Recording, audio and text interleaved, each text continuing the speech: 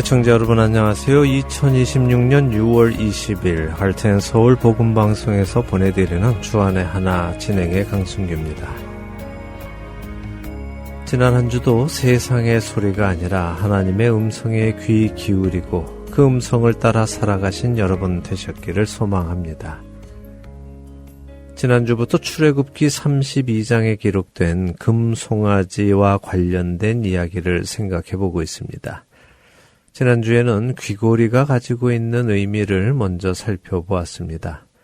고대 근동의 귀고리는 오늘날처럼 매력적이게 보이려는 패션의 장신구가 아니라 내가 어떤 신의 말을 듣고 살아가겠다고 결단하는 자기 신앙의 고백임을 나누었습니다. 이스라엘 백성들은 모세가 시내산에 올라가 40일간 있는 동안 마음이 불안해졌죠. 그들은 출애굽기 32장 1절에 모세를 이 사람 모세라고 표현합니다. 개역개정 성경은 이 모세 곧 우리를 애굽 땅에서 인도하여 낸 사람이라고 번역했지만 히브리 원어로 보면 제 모셰 하이시라는 말로 이 모세라는 사람 혹은 이 사람 모세라고 표현하고 있습니다. 이 표현은 다분히 모욕적인 표현입니다. 상대를 비하하는 표현이죠. 그렇기에 한국어로 이 뉘앙스를 담아서 출애굽기 32장 1절을 다시 번역한다면 이 인간 모세, 이 모세라는 작자는 지금 살았는지 죽었는지 모르겠으니 우리를 인도해 줄 신을 만들어라 라고 말하고 있는 것입니다.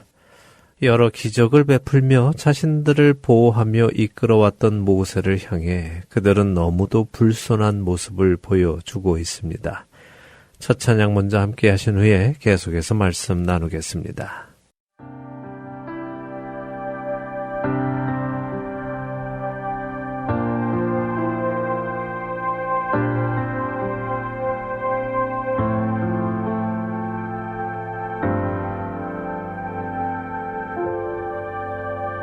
내 주의 보혈은 정하고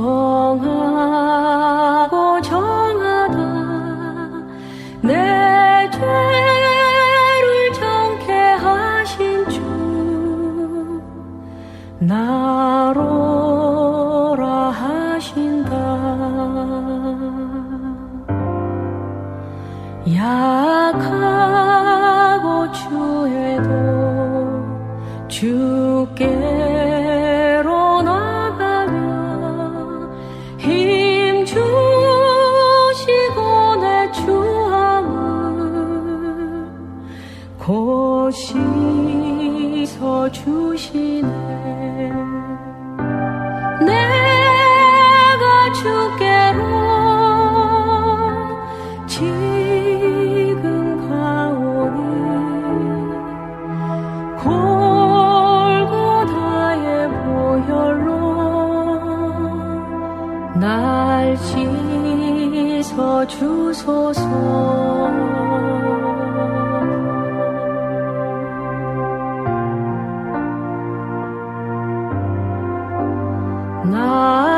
나로라 하심은 온전한 믿음과 또 사랑함과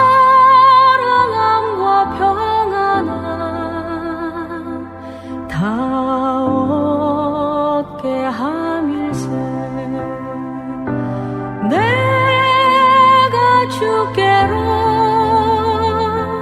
지금 가오니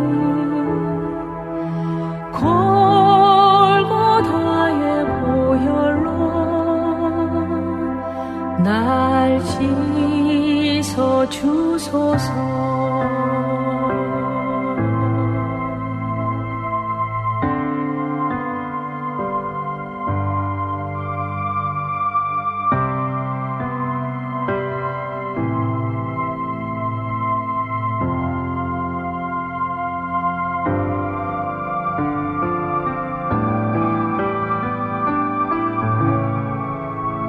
그 피가 맘속에 큰 증거 됩니다. 내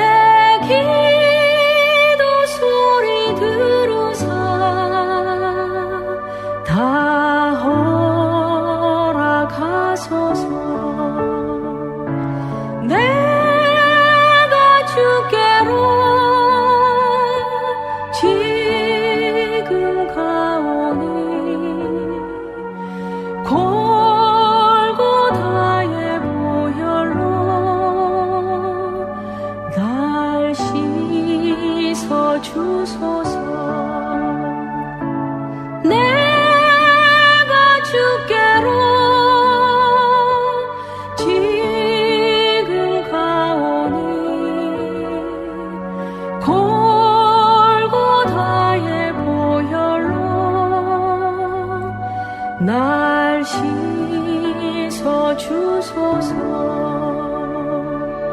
내가 주께로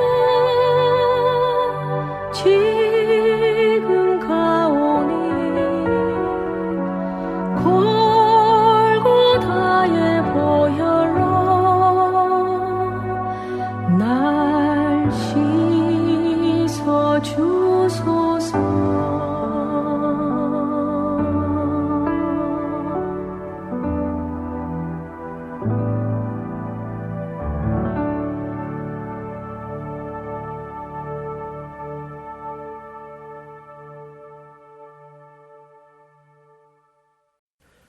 백성들의 요구에 아론은 그들의 금 귀고리를 모아 녹인 후 정성스레 조각칼을 가져다가 송아지 형상을 만듭니다. 그것은 그가 대충 만든 것이 아니라 열심히 공을 들여 만든 것을 의미하지요. 그 장면이 기록된 출애굽기 32장 4절에서 6절을 읽어드리겠습니다. 아론이 그들의 손에서 금고리를 받아 부어서 조각칼로 새겨 송아지 형상을 만드니 그들이 말하되 이스라엘아 이는 너희를 애굽 땅에서 인도하여 낸 너희의 신이로다 하는지라. 아론이 보고 그 앞에 제단을 쌓고 이에 아론이 공포하여 이르되 내일은 여호와의 절일이니라 하니 이튿날에 그들이 일찍이 일어나 번제를 드리며 화목제를 드리고 백성이 앉아서 먹고 마시며 일어나서 뛰놀더라. 아론이 송아지 형상을 만들어 백성에게 주자 그들은 서로에게 말하되 이 송아지 형상이 너희의 신 곧 너희를 애굽 땅에서 인도하여 낸 여호와 하나님이라고 서로에게 말합니다. 이 말은 굉장히 중요한 말입니다. 그렇기에 우리가 깊이 생각해 보아야 하지요. 이스라엘 백성들은 어디에서 400년간 살다가 나왔습니까? 애굽입니다. 그런데 이 애굽에는 아피스라는 신이 있었습니다. 아피스 신은 힘과 생명력, 또 번식과 풍요를 상징하는 신이었지요. 그리고 그 신의 형상이 바로 황소였습니다.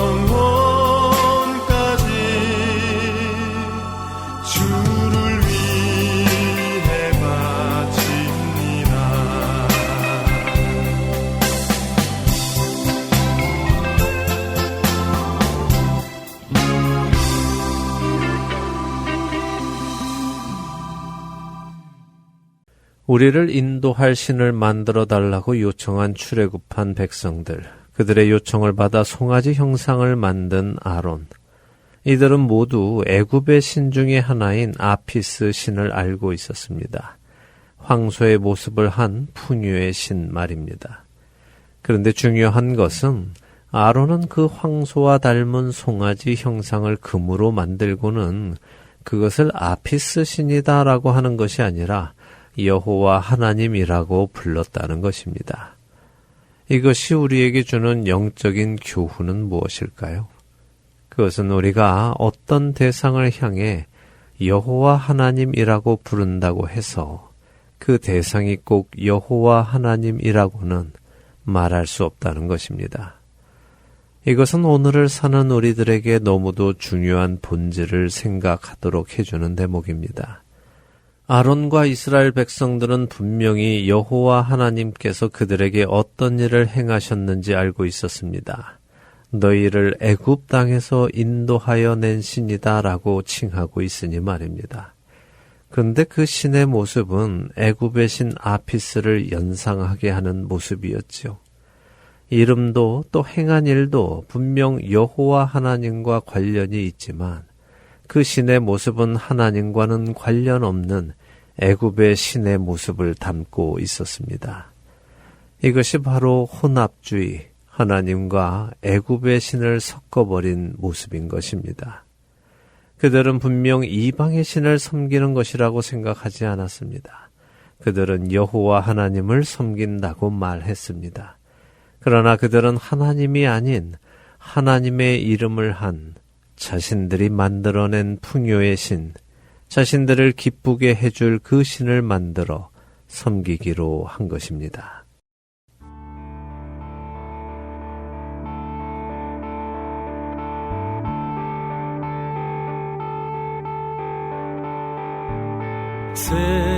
세상에 헛된 신을 버리고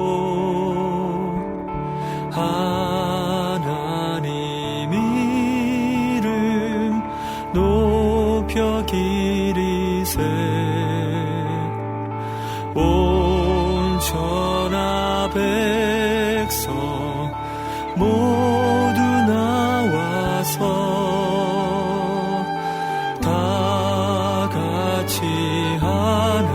하나님만 섬기세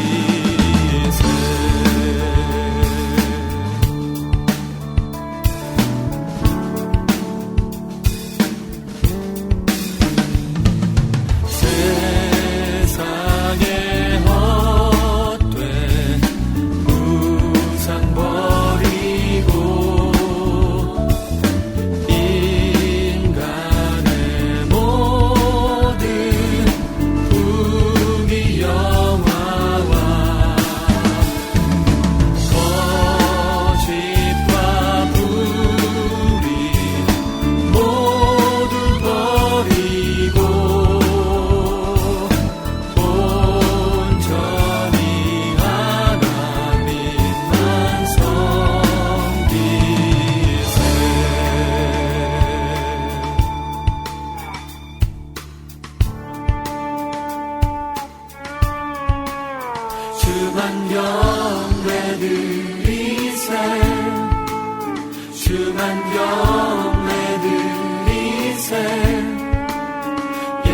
세상의 중심 되신 주님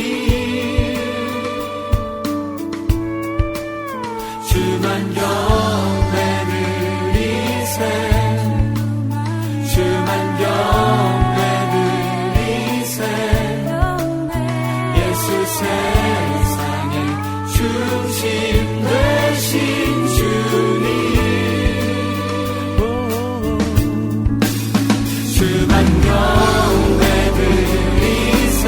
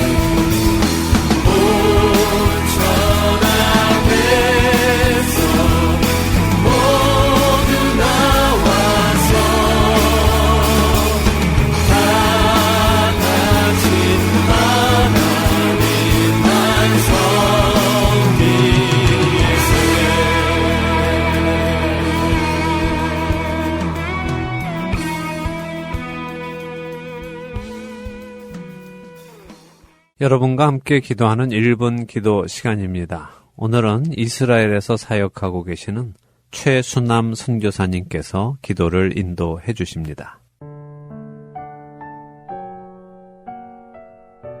하래서울 청취자 여러분 안녕하세요. 1분 기도 시간입니다. 저는 이스라엘에서 사역하고 있는 선교사 최순남입니다. 오늘 저희는 이스라엘에 진정한 샬롬이 임하게 해달라고 기도하겠습니다. 이스라엘 어디에서나 유대인들에게 샬롬이라고 인사를 하면 반가워하며 다시 샬롬이라고 인사를 해줍니다. 우리나라 사람들이 인사하는 안녕하세요와 비슷합니다. 이 샬롬이라는 단어에는 평안 혹은 평강이라는 의미도 있지만 완전하다, 온전하다, 흠이 없이 꽉 차다, 결핍이 없다, 회복하다라는 어원적 의미도 가지고 있습니다. 그리고 샬롬과 같은 어원인 히브리어 동사 실람은 물건 값을 지불하다, 빚을 갚다라는 뜻인데 물건 값을 지불함으로 거래 관계가 완전해지는 것을 의미합니다. 그래서 본질적으로 이 샬롬이라는 단어에는 단순히 전쟁이나 갈등이 없는 상태를 넘어 깨어진 것이 회복되고 부족함이 없이 조화롭고 건강한 상태, 온전함과 완전함을 의미하기도 합니다. 그러므로 성경에서 강조하고 있는 참다운 샬롬은 개인적 차원의 평안만이 아니라 모든 사람들이 함께 누리는 공동체의 샬롬, 곧 공동체의 평안과 안녕, 더 나아가 하나님과의 언약 관계로 확장되기도 합니다. 하나님의 변함없는 사랑에 근거한 이스라엘의 하나님과의 언약을 평화의 언약이라고 불렀던 것입니다. 그래서 완전한 샬롬은 이 세상에서 찾아볼 수가 없습니다. 진정한 샬롬은 오직 하나님의 주권적인 통치가 시작되는 하나님 나라에서 이루어질 것입니다. 이러한 이유로 예수 그리스도가 이 땅에 평화의 왕, 평화의 주님으로 오셨습니다. 그분을 통해서만 완전하고 온전한 샬롬이 이루어질 것입니다. 오직 예수 그리스도를 통해서만 진정한 샬롬이 오게 될 것입니다. 오직 예수 그리스도를 통해서만 이 완전한 샬롬을 누릴 수 있습니다. 아무리 이스라엘에서 샬롬으로 인사를 주고받아도 이들에게 예수 그리스도가 없다면, 예수 그리스도가 진정한 샬롬의 주인이심을 믿지 못한다면 이들에게 샬롬은 그저 인사치레로만 남게 될 것입니다. 이 땅에 진정한 샬롬이 이 유대인들에게 예수 그리스도를 통한 온전한 샬롬이 이루어질 수 있도록 함께 기도하시겠습니다.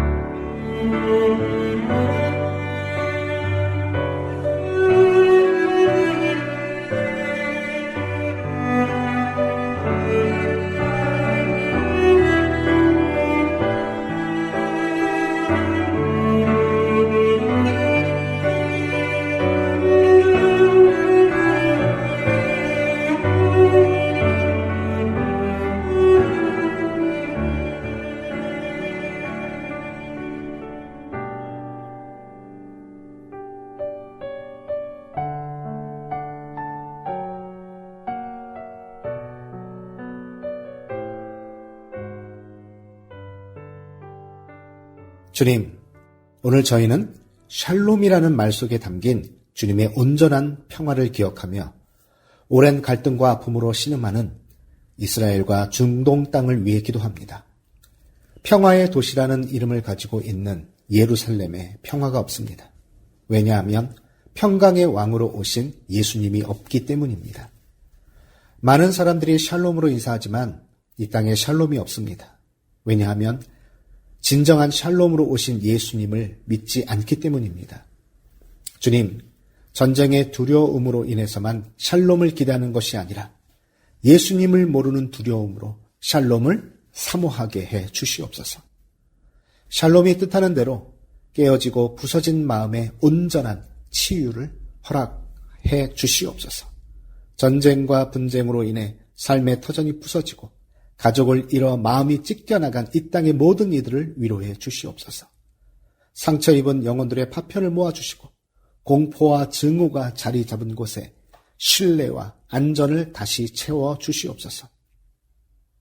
샬롬의 참뜻처럼 이 땅의 모든 깨어진 조각들이 다시 맞춰지는 치유의 역사가 일어나길 소망합니다.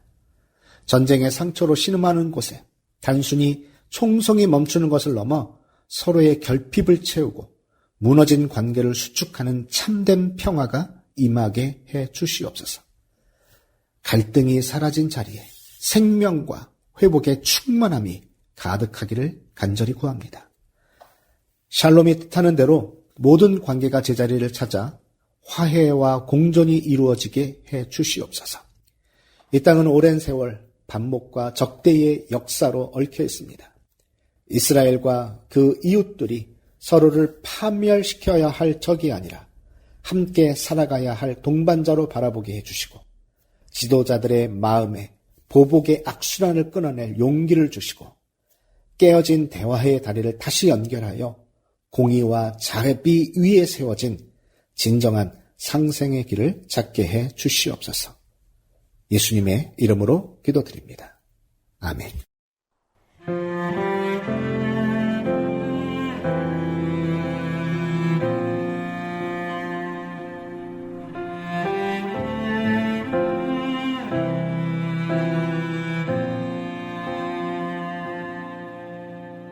우리 주는 위대하며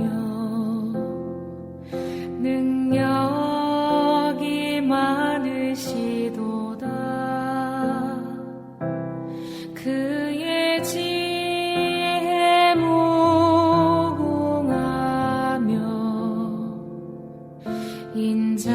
인자는 영원하도다. 상한 자들 고치시며 상처를 싸매시도다. 별들의 수를 세시며 이름을 붙이셨도다. 그가 구름으로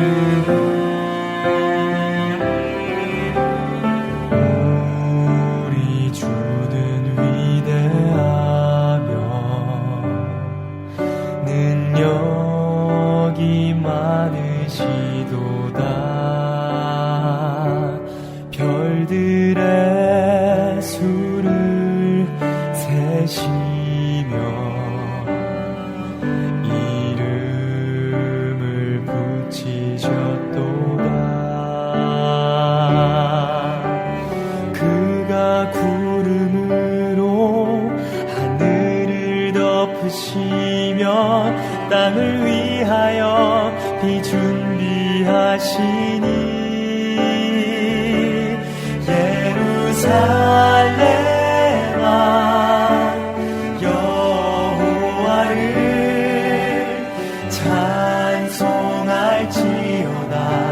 내 하나님을 감사함으로 그 앞에 나가며 주님제 앞에 경배.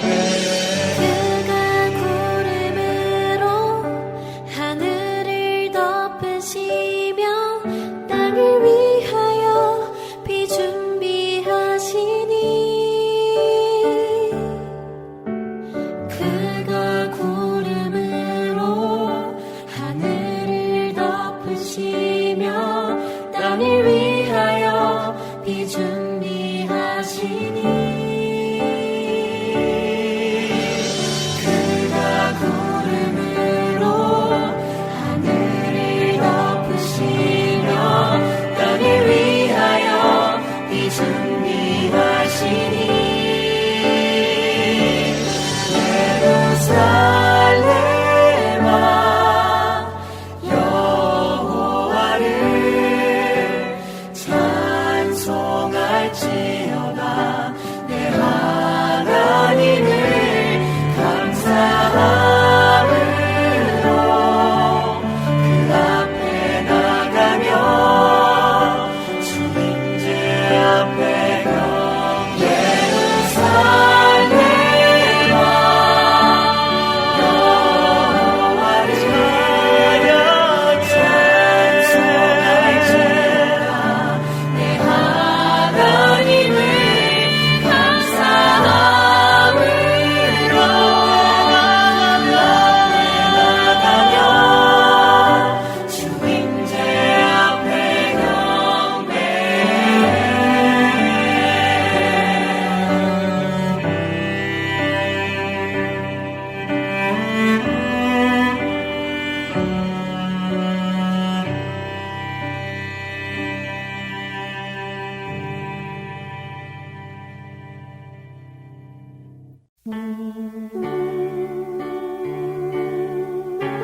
나는 소리요, 빈들에서 외치는 소리요. 주의 길을 곧게 하라고 광야에서 외치는 자의 소리. 할텐서울 복음선교회에서는 복음 사역에 함께 동참하실 분을 찾습니다. 봉사로, 기도로, 후원으로 예수님을 전하고 생명을 구하는 일에 동참하실 분들은 전화번호 602-866-8999로 연락 주시기 바랍니다. 나는 소리요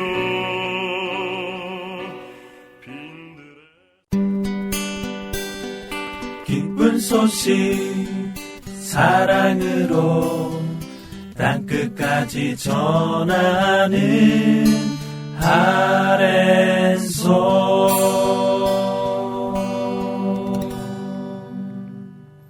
신약 성경의 첫 번째 책 마태복음을 통해 예수님을 만나는 시간입니다. 마태와 만나는 예수님 함께 하시겠습니다.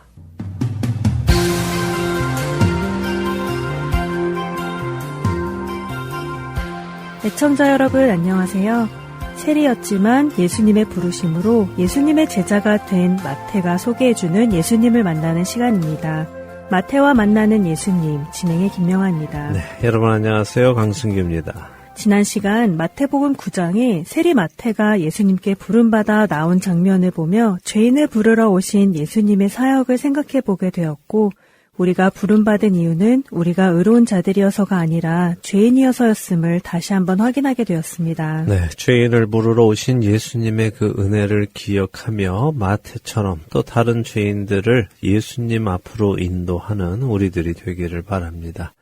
오늘 마태복음 다음 이야기로 바로 들어가도록 하겠습니다. 14절에서 17절 읽고 오늘 이야기 또 나누어 보죠. 네, 마태복음 9장 14절에서 17절 한 절씩 읽겠습니다.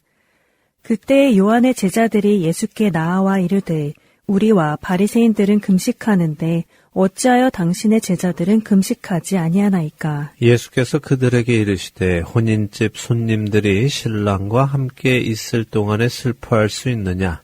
그러나 신랑을 빼앗길 날이 이르리니 그때에는 금식할 것이니라. 생배 조각을 낡은 옷에 붙이는 자가 없나니 이는 기운 것이 그 옷을 당기어 헤어짐이 더하게 되며 새 포도주를 낡은 가죽 부대에 넣지 아니하나니 그렇게 하면 부대가 터져 포도주도 쏟아지고 부대도 버리게 됨이라. 새 포도주는 새 부대에 넣어야 둘이 다 보존되느니라. 새 포도주는 새 부대에라는 유명한 말씀이네요. 네. 이 말씀은 사실 믿지 않는 세상 사람들까지도 알고 또 인용하는 말이잖아요. 맞습니다. 세상 사람들도 인용할 만큼 유명한 말씀이죠. 자, 이 말씀을 한번 상고해 보죠. 예수님께서 바리새인들의 잘못을 지적하셨습니다. 그랬더니 이번에는 세례 요한의 제자들이 나와서 예수님께 질문을 합니다. 우리와 바리새인들은 금식하는데 왜 예수님과 예수님의 제자들은 금식하지 않으십니까? 하고 묻지요. 네.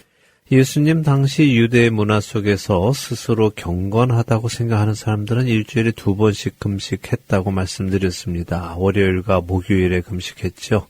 전에 산상수훈 나눌 때 설명드렸었죠? 네, 그러셨죠.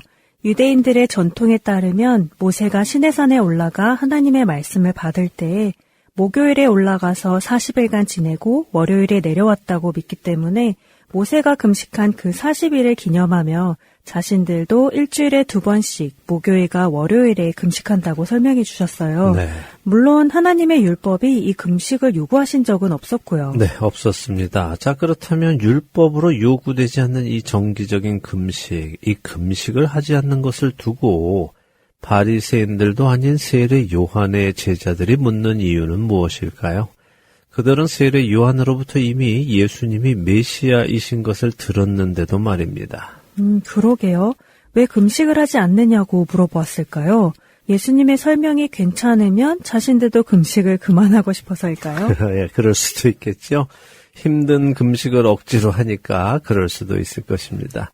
자, 그런데 그것보다도 사실 이 금식을 하지 않는 예수님과 예수님의 제자들이 세례 요한의 제자들이 보기에 경건해 보이지 않아서 그랬을 것입니다. 자, 또 생각을 해보죠. 금식은 왜 하는 것일까요? 하나님이 금식을 명하신 것은 1년에 한 번 대속죄일이라고 전에도 설명드렸죠. 네. 그런데 그 원문을 보면 금식해라 이렇게 말씀하신 것은 아닙니다. 그 표현을 잠시 보지요. 레위기 23장 27절인데요. 한번 읽어주세요. 네, 구약 레위기 23장 27절입니다. 7째 달 열흘날은 속죄일이니 너희는 성회를 열고 스스로 괴롭게 하며 여호와께 화제를 드리고. 네. 아, 그러네요. 금식하라는 말씀은 없고 스스로 괴롭게 하라 하는 말씀이 있네요. 네, 맞습니다. 금식해라 이렇게 말씀하시지 않았고 속죄일, 곧 대속죄일에 스스로 괴롭게 하라라고 하시죠. 왜 스스로 괴롭게 하라고 하실까요? 자신의 죄 때문에 괴로워하라는 말씀일 것 같은데요. 맞습니다. 대속죄일입니다. 그래서 자신의 죄로 인해 괴로워하고 있음을 보이라는 말씀이죠. 지난 시간에도 우리가 나누었지만 본질을 생각하지 않고 단순히 금식해라라고 이해해버리면요. 대속죄일에 그냥 밥 한두 끼 굶는 것으로 배고픈 것으로 끝나버립니다. 종교 행위라는 것이 이렇게 헛된 것이죠. 근데 하나님은 금식해라라고 하시지 않았고 그 금식이라는 행위가 어떤 의미여야 하는지를 말씀해주고 계시죠. 나의 죄로 인해 지금 내 눈앞에서 재물이 죽어야 하고 피를 흘려야 하고 하는 이것들을 보며 괴로워해야 하는 것입니다. 그 괴로움이 없이 단순히 금식에만 집중하면 이건 역시 본질을 잃어버린 헛된 종교행위가 되는 것이네요. 그렇습니다. 만일 당시의 바리새인들 그리고 금식하는 유대인들이 정말 자신의 죄로 인해 슬퍼하며 일주일에 2번씩 금식했다면 예수님은 그들의 금식을 책망하지 않으셨을 것입니다. 그들을 정죄하지 않으셨겠지요. 오히려 칭찬하셨을 것입니다. 그러나 그들이 자신들의 죄에 대해 괴로워하지도 않으면서 금식만 하면서 자신들이 의롭다고 하기에 책망을 하시고 정죄를 하신 것입니다. 마음이 담겨 있지 않은 신앙 행위들은 주님 앞에서 책망받을 일이고 하나님께 드려지지 않는 행위라는 것을 기억하는 우리가 되기를 바랍니다. 네. 자, 이런 세례 요한의 제자들의 질문에 예수님께서 답을 해주시는데요. 혼인집 이야기를 갑자기 꺼내십니다. 그러네요. 혼인집 손님들이 신랑과 함께 있을 동안에 슬퍼할 수 있느냐 하고 물으시네요. 네. 요한복음에서 세례 요한이 자신의 제자들이 예수님이 세례를 베푸신다며 불평을 할 때에 세례 요한도 신랑과 혼인에 대해 말했는데 그 말씀이 생각이 나네요. 네, 참 좋은 연결입니다. 맞습니다. 세례 요한의 제자들이 세례는 자신들의 스승 세례 요한의 특권이라고 생각했는데 사람들이 예수님의 제자들에게 나아가서 세례를 받는 것을 두고 불평을 했지요. 그때 세례 요한이 예수님을 신랑에 비유하고 자신은 신랑의 친구, 곧 들러리라는 것을 명확하게 밝혔습니다. 사실 이 제자들은 그 이야기를 기억하고 있었을 것입니다. 그래서 예수님이 이렇게 다시 한번 그 이야기가 생각나도록 연관지어서 말씀하셨을 것으로 봅니다. 방금 전에 우리는 금식은 스스로를 괴롭게 하는 것임을 나누었지요. 그런데 지금 예수님과 제자들이 함께 있는 이 시간은 그렇게 슬퍼할 시간이 아니라는 것입니다. 스스로를 괴롭게 할 시간이 아닌 것이죠. 오히려 기뻐할 날입니다. 혼인집의 손님들이 신랑과 함께 있는 것이라고 예수님은 비유해 주십니다. 그러네요. 그런데 신랑, 곧 예수님을 빼앗길 날이 올 것도 말씀하시네요. 네. 그리고 그때는 슬퍼지는 때이고 스스로를 괴롭게 할 때이기에 금식해야 할 것이고요. 네. 그렇다면 그것은 예수님이 우리들의 죄 때문에 죽으시는 것을 깨닫게 된다는 말씀이기도 하겠네요. 맞습니다. 왜 신랑을 빼앗깁니까? 그 신랑이 우리 대신에 죄값을 치르실 것이기에 그렇죠. 아까 우리가 대속죄일에 금식하는 이유가 자신의 죄 때문에 재물이 죽고 피를 흘리는 것을 보면서 자신의 죄로 인해 괴로워하는 것을 나타내는 것이라고 나눈 것처럼요. 예수님을 빼앗기는 날 바로 그분이 우리의 죄 때문에 제물이 되시고 피를 흘리며 죽어가시는 것을 보고 괴로워하게 되는 것을 지금 예수님이 미리 말씀해 주시는 것입니다. 이와 함께 예수님은 더 근본적인 설명을 덧붙여 주시는데요. 바로 우리가 세상 사람들도 사용한다는 그 말씀, 새 포도주는 새 부대에라는 말씀입니다. 그러나 그 앞에 한 가지 비유가 더 있지요. 곧 생배 조각을 낡은 옷에 붙이는 일이 없다는 비유입니다. 그리고 새 포도주를 낡은 가죽 부대에 넣지 않는다는 비유를 이어서 하시죠. 네, 그런데 생각해보면 이 비유는 두 가지지만 사실 내용은 하나인 것 같아요. 네, 맞습니다. 두 가지처럼 보이지만 강조점은 같습니다. 말 그대로 우리가 낡은 옷을 수선하기 위해서 새로운 배를 오려서 붙이는 일은 없습니다. 낡은 옷은 이미 늘어나 있지만 생배는 팽팽하기 때문에 팽팽한 생배가 낡은 옷을 당겨서 찢어지게 하기 때문에 옷이 망가지게 되지요. 또한 포도주 부대도 새 부대에 새 포도주를 담으면 포도가 발효되면서 포도주 부대도 자연스럽게 늘어나게 되는데요. 이미 늘어난 사용된 옛 부대에 새 포도주를 담으면 포도가 발효하면서 낡은 부대를 늘어나게 할 때 이미 다 늘어난 낡은 부대는 늘어날 수가 없어서 찢어지게 되고 담겨있는 포도주는 모두 땅에 쏟아내어 버리게 됩니다. 말 그대로 부대도 버리고 포도주도 버리는 낭비를 하게 되는 것이네요. 네, 자 그럼 예수님이 말씀하시는 낡은 옷, 낡은 부대는 무엇에 비유하시는 것일까요? 그것은 바리새인들이 만들어 놓은 장로들의 유전입니다. 그들의 전통이지요. 또한 율법이기도 합니다. 이들은 하나님의 말씀인 성경보다도 자신들이 만든 전통을 더 권위 있는 자리에 두었습니다. 하지만 예수님은 그들의 그런 규례를 고쳐서 새로운 언약을 만들기 위해서 오신 것이 아니라 하나님께서 모세를 통해 이스라엘에게 주셨던 언약, 곧 너희가 내 언약을 지키면 나는 너희의 하나님이 되고 너희는 나의 백성이 될 것이다 라고 하신 그 언약을 이루기 위해 오셨고요. 그 언약은 예수님의 흠없이 사신 삶으로 인해서 그리고 십자가에서 죽으시고 부활하심으로 인해서 우리에게 주어지는 것입니다. 바로 이 시대를 열기 위해서 예수님은 오셨는데 그것을 우리는 새 언약이라고 하는데 그 새 언약 아래 있는 자들이 다시 옛 전통으로 돌아간다면 그것은 부대가 터져서 포도주를 쏟아서 둘 다 쓰지 못하고 버리게 된다는 말씀입니다. 그리고 예수님은 이 말씀을 다음 일들을 통해서 조금 더 이해하기 쉽게 해주시는데요. 18절에서 26절 읽어볼까요? 네, 마태복음 9장 18절에서 26절입니다. 예수께서 이 말씀을 하실 때에 한 관리가 와서 절하며 이르되 내 딸이 방금 죽었사오나 오셔서 그 몸에 손을 얹어주소서. 그러면 살아나겠나이다 하니 예수께서 일어나 따라가심에 제자들도 가더니 12회 동안이나 혈루증으로 앓는 여자가 예수의 뒤로 와서 그 겉옷가를 만지니 이는 제 마음에 그 겉옷만 만져도 구원을 받겠다 함이라. 예수께서 돌이켜 그를 보시며 이르시되 딸아 안심하라 내 믿음이 너를 구원하였다 하시니 여자가 그 즉시 구원을 받으니라. 예수께서 그 관리의 집에 가사 피리 보는 자들과 떠드는 무리를 보시고 이르시되 물러가라 이 소녀가 죽은 것이 아니라 잔다 하시니 그들이 비웃더라. 무리를 내보낸 후에 예수께서 들어가사 소녀의 손을 잡으심에 일어나는지라. 그 소문이 그 온 땅에 퍼지더라. 혈루병 걸린 여인의 치유의 이야기군요. 네, 잘 알려진 이야기죠. 이 이야기는 마가복음 5장에도 또 누가복음 8장에도 기록이 되어 있습니다. 마가복음, 누가복음 모두 동일하게 이 이야기는 예수님이 거라사 지방 곧 가다랴에서 군대 귀신 들린 자를 자유하게 하신 직후에 일어난 일로 기록을 하고 계십니다. 근데 마태는 의도적으로 예수님께서 이 말씀을 하실 때라고 기록하지요.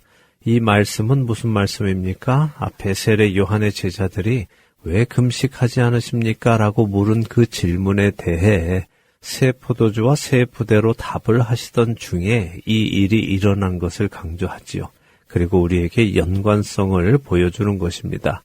다시 말해 새 포도주를 새 부대에 넣는 모습, 생배로 낡은 옷에 붙이는 모습이 어떤 모습인지를 보여주시려 하는 것입니다.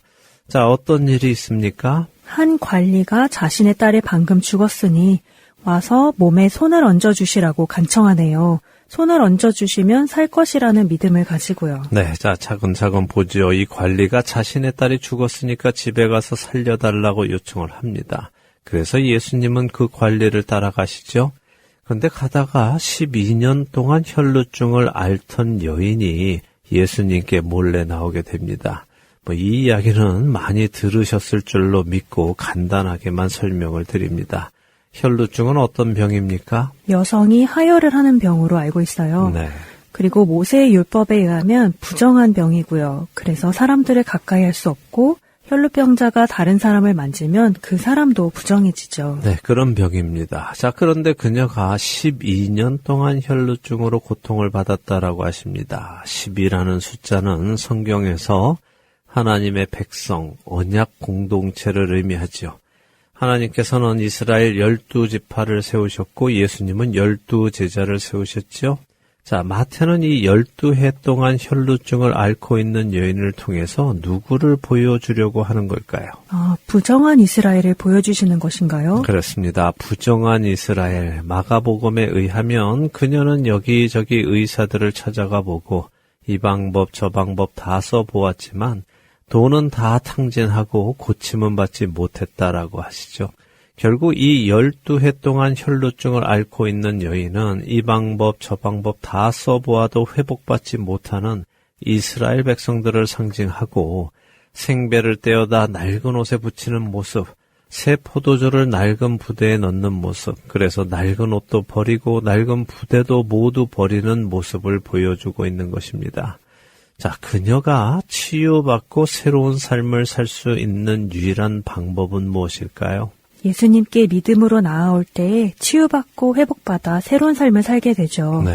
바로 그 예수님이 새 포도주이시고 생배이시군요. 네, 그렇습니다. 새 포도주는 바로 믿음입니다. 예수님을 향한 믿음이죠. 믿음으로 인한 회복을 얘기하는 것입니다. 믿음이 없는 바리새인들의 행위는 낡은 부대이고 낡은 옷입니다. 이 여인은 예수님의 뒤로 와서 그 겉옷가를 만졌다라고 하시죠.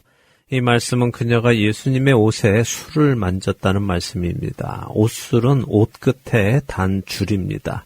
정말 예수님의 그 끝 일부를 만진 것뿐이죠. 남을 만지면 남이 부정해지는 여인이 예수님을 만졌는데 그것은 무엇을 말해주는 것일까요? 그녀는 자신이 예수님을 만져도 예수님이 부정해지시지는 않는다는 것을 믿는 것이고 오히려 자신이 깨끗하게 될 것을 믿었다는 것을 보여주는 것 같아요. 네, 맞습니다. 그녀에게 예수님을 향한 믿음이 있었다는 것입니다. 바로 그 믿음으로 인해 그녀가 나음을 입었지요. 예수님은 그녀에게 내 믿음이 너를 구원하였다. 다시 말해 너를 낫게 하였다라고 말씀하십니다. 자, 다시 생각해 보지요. 지금 이 일을 바리새인들의 눈으로 보면 어떻게 해석이 될까요? 그녀는 부정한 몸으로 예수님을 만졌으니 어떻게 되겠습니까? 바리새인들의 관점에서 보면 그녀는 다른 사람을 만져서는 안 되는데 만졌으니 모세의 율법을 어긴 것이고 그런 그녀가 만진 예수님도 부정해지셨을 것으로 보이겠죠. 네, 예수님과 그녀 둘 다 부정한 사람이 되어서 둘 다 모두 이스라엘 공동체 밖으로 나가야 합니다. 이것이 바로 바리새인들이 만들어낸 전통의 한계입니다. 그들이 만든 전통은 사람을 고치고 치유하는 것에 목적이 있는 것이 아니라 사람을 정죄하고 내어 쫓는 것에 목적이 있습니다. 이것이 새 포도주와 낡은 부대가 함께 할 수 없는 이유이죠. 예수님은 이제 관리의 집으로 가십니다. 그리고 그 집에 갔더니 아이가 이미 죽어서 사람들이 곡을 하고 있습니다. 피리 부는 자들과 떠드는 무리들이 장례를 이미 치르고 있다는 것입니다. 그런 그들에게 예수님은 아이가 죽은 것이 아니라 잔다고 하시면서 장례 치르는 것을 그만두고 가라고 하시죠. 하지만 그들은 예수님의 그런 말씀을 비웃었어요. 네. 자신들이 볼 때는 아이가 정말 죽은 것이니까 그렇겠죠. 물론이죠. 그들은 장례 전문가들입니다. 장례식에 와서 피리를 불어주고 곡을 해주면서 돈을 버는 자들이죠. 그러니까 그들은 죽은 사람을 많이 봤기 때문에 이 소녀가 죽은 것을 확실히 알고 있었습니다. 근데 예수님이 죽은 것이 아니라고 하시니 비웃을 수밖에요. 누가복음에 의하면요, 이 관리의 딸 역시 12살 난 아이라고 기록하고 있죠. 그럼 이 아이 역시 이스라엘을 상징하는가요? 죽은 이스라엘을 상징하는 것이겠네요. 네, 맞습니다. 그런데 죽었다기보다 잔다고 예수님이 말씀하시니까 깨우러 오셨다고 하는 것이 옳겠지요. 물론 이 소녀는 육체적으로는 죽었습니다. 이스라엘도 영적으로 죽었었죠. 바리새인들의 전통은 죽은 것이었습니다. 그들의 낡은 옷과 낡은 부대는 모두 죽은 행위입니다. 그러나 예수님께서 오셔서 그들을 치유하시고 다시 깨워 새로운 생명을 부어 넣어주신다는 것을 마태는 우리에게 설명하고 있는 것입니다. 제가 자주 말씀드리지만 사실 성경은 한 번에 읽어 나갈 때 이해가 쉽고 또 연결되는 것들을 보게 됩니다. 그러나 우리가 시간상 자꾸 본문을 쪼개서 읽고 일부만 읽고 그 다음 시간에 또 하고 하다 보니까 연결점을 잃어버리게 되는데요.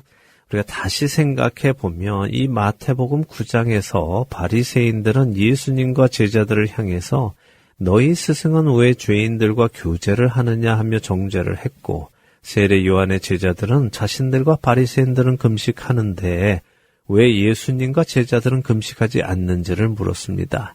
그에 대한 예수님의 답은 무엇입니까? 혈루병 여인과 관리의 딸의 이야기에서 무엇을 보십니까? 율법과 전통에 빠져있는 그들은 사람들을 정죄하고 동시에 자신들 스스로를 높였는데 그런 모습은 죄인들을 회복시킬 수 없고 죽음으로 이끄는 것을 보여주는 것 같아요. 네. 부정하고 죽은 모습, 혈루병 여인과 죽은 아이의 이야기를 통해서요. 네. 그러나 예수님은 죄인을 부르러 오셨고 그들로 회개하고 하나님의 자녀가 되도록 오셨음을 보여주는 것 같습니다. 네, 그래서 9장 전체에서 중풍병자가 나와서 치유를 받고 세리 마태가 부름받아서 예수님의 제자가 되었고 12해 동안 혈루증으로 고통받던 여인이 치유를 받았고 회당장의 딸이 죽음에서 살아나는 것입니다. 이 모든 일이 일어난 것은 바로 예수님 때문이고 그 예수님을 향한 믿음으로 인해서 일어나고 있음을 우리에게 보여주시는 거죠. 결국 새 언약의 시대는 율법의 행위가 아니라 믿음으로 주어진다는 것을 우리에게 보여주시는 것이네요. 그렇습니다. 마태는 이제 남은 9장에서 계속해서 이렇게 믿음으로 나아오는 자들을 소개해 줄 것입니다. 그들이 누구인지 우리 다음 시간에 계속해서 살펴보도록 하겠습니다. 네. 성경을 읽어 나갈 때 끊지 않고 쭉 읽어 나가야 그 흐름을 함께 볼 수 있다는 것이 참 중요하다고 생각됩니다. 네. 다음 주에 볼 이야기들이 지난 시간 그리고 오늘 나눈 이야기들과 모두 관계가 있음을 다시 생각해보며 마태복음 9장을 다시 읽어보면 좋을 것 같네요. 네, 나눈 내용을 다시 한번 읽어보시면서 정리하시면 하나님께서 특별한 은혜를 또 주실 것입니다. 그 은혜를 누리기 위해 직접 읽어보시는 여러분 되시기를 바랍니다. 네, 오늘 마태와 만나는 예수님 또 맞춰야 할 시간이 되었습니다. 새로운 시대, 새 언약의 시대. 이 시대는 믿음으로 사는 시대인데 과연 우리는 그 믿음을 가지고 살아가는지 아니면 사람들이 혹은 종교가 만들어낸 옛 전통을 지키면서 살아가고 있는지 돌아보는 우리가 되기를 바랍니다. 한 주간도 주님과 동행하시는 여러분 되시기 바라며 저희는 다음 주에 다시 찾아뵙겠습니다. 안녕히 계세요. 안녕히 계십시오.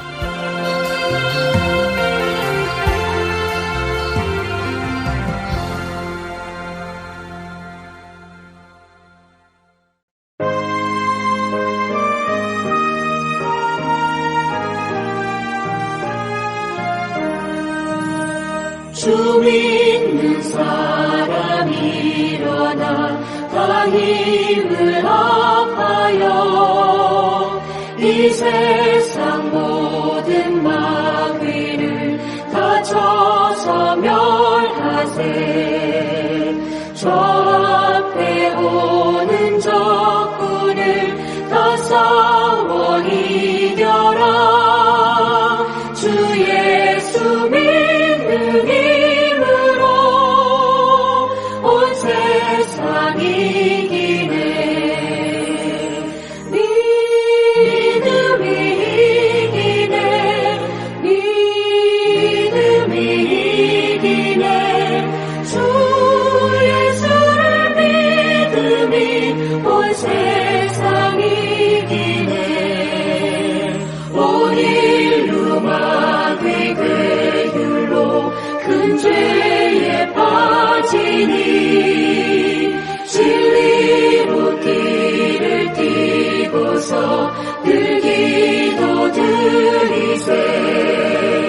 참 믿고 의지하면서 겁없이 나갈 때 주 예수 믿는 힘으로 온 세상 이기네.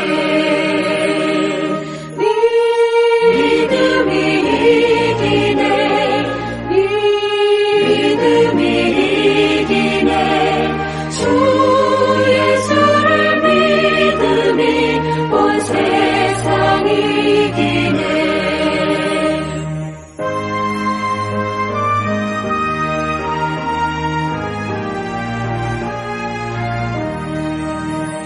끝까지 이긴 자에게 흰 옷을 입히고 또 영생 복을 주시니 참 기쁜 일일세. 이 어두운 세상 지나서 저 천성 가도록 주 예수 믿는 힘으로 온 세상 이기네. 믿음이 이기네. 믿음이 이기네. 주 예수를 믿음이 온 세상 이기네. 오늘 우리 시대 교회 안의 예배를 점검해 보기 원합니다. 우리도 분명 하나님의 이름을 부르며 예수님의 이름을 부르며 그분이 행하신 일을 이야기하며 그분 앞에서 예배를 한다고 말하고 또한 생각합니다. 그러나 우리는 정말 성경의 그 하나님을 섬기고 있는 것일까요? 성경의 그 하나님을 예배하고 있는 것일까요? 제가 처음 교회를 다니기 시작하고 성경을 처음으로 공부하기까지 무려 7년이 넘는 시간을 보냈습니다. 그리고 그 첫 7년은 그냥 교회만 다녔습니다. 그러면서도 저는 그 시간 동안 찬양팀에서 섬겼습니다. 저는 하나님의 이름을 노래하며 하나님을 섬긴다고 생각했었습니다.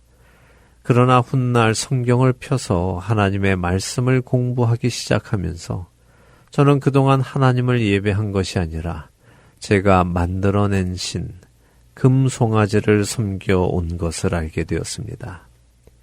내가 열심히 봉사하고 헌금하고 예배에 잘 참석하면 나의 앞길을 열어주고 나를 형통하게 해주고 성공하게 해주고 높이 올라가게 해주고 부유하게 해주고 건강하게 해줄 그런 신을 만들어 섬긴 것입니다.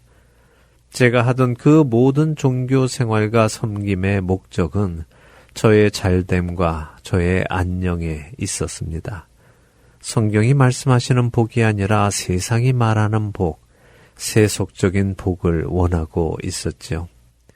누구라도 보면 부러워할 삶, 교회 열심히 다니니까 저렇게 성공하는구나, 저렇게 잘 되는구나 하는 소리를 듣는 삶을 살고 싶은 것이 저의 목적이었습니다. 그것은 이름만 하나님이었지 제가 만들어낸 금송아지 신이었을 뿐입니다. 저는 금송아지를 가지고 싶었던 것이지 하나님을 알고 싶었던 것이 아니었습니다. 여러분은 어떠십니까? 여러분은 하나님을 섬기고 계십니까? 아니면 하나님이라는 이름으로 불리는 여러분의 금송아지를 섬기고 계십니까? 오늘날 교회에서 보여지는 예배의 형태와 모습을 보면 과연 하나님을 예배하고 있는 것인지 아니면 하나님이라는 이름으로 불리는 금송아지를 예배하고 있는 것인지 의문이 들 때가 많습니다. 아론이 보고 그 앞에 제단을 쌓고 이에 아론이 공포하여 이르되 내일은 여호와의 절일이니라 하니 이튿날에 그들이 일찍이 일어나 번제를 드리며 화목제를 드리고 백성이 앉아서 먹고 마시며 일어나서 뛰놀더라. 출애굽기 32장 5절과 6절의 말씀입니다. 이스라엘 백성들은 하나님의 임재가 있던 시내산 바로 아래에서 여호와의 절일, 곧 여호와의 명절이라 부르며 불로 태우는 번제와 하나님과의 화평을 위한 화목제를 드리면서 먹고 마시며 일어나서 뛰놀았다고 하십니다. 그들의 모습이 오늘날 우리 시대 예배의 모습과 너무도 닮아 있는 것 같습니다. 세상의 유행가와 다르지 않은 분위기의 노래들을 찬양이라는 이름 아래에 부르며 일어나서 뛰어노는 모습. 거룩하신 하나님이 아니라 자신들의 욕망을 녹여 담아낸 금송아지와 같은 번영과 성공을 향한 모든 노력들, 그리고 그것들이 하나님의 축복이라고 겁없이 말하는 그 모습이 마치 3500년 전에 시내산 아래에 있던 부패한 이스라엘 민족과 너무도 닮아 있습니다. 사랑하는 할텐 서울 복음방송 애청자 여러분, 오늘 우리의 예배를 바라보시며 하나님은 어떤 평가를 내리실까요? 혹 이스라엘 백성들을 향해 말씀하신 것처럼 그들이 부패하였다라고 하실까요? 아니면 영과 진리로 드리는 참된 예배라고 하실까요? 우리 각자의 예배를 돌아보기 원합니다. 우리는 하나님을 예배하는지 하나님의 이름으로 불리는 금송아지를 음란하게 예배하고 있는지 말입니다. 아버지께 참되게 예배하는 자들은 영과 진리로 예배할 때가 오나니 곧 이때라. 아버지께서는 자기에게 이렇게 예배하는 자들을 찾으시느니라. 하나님은 영이시니 예배하는 자가 영과 진리로 예배할지니라. 예수님께서 요한복음 4장 23절에서 24절에 해주신 이 말씀대로 하나님을 영과 진리로 예배하기에 그분과 참된 관계를 맺어가시는 저와 애청자 여러분이 되시기를 소망하며 오늘 주안의 하나 여기에서 마치도록 하겠습니다.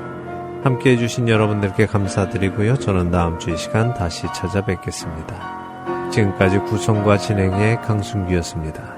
애청자 여러분 안녕히 계십시오.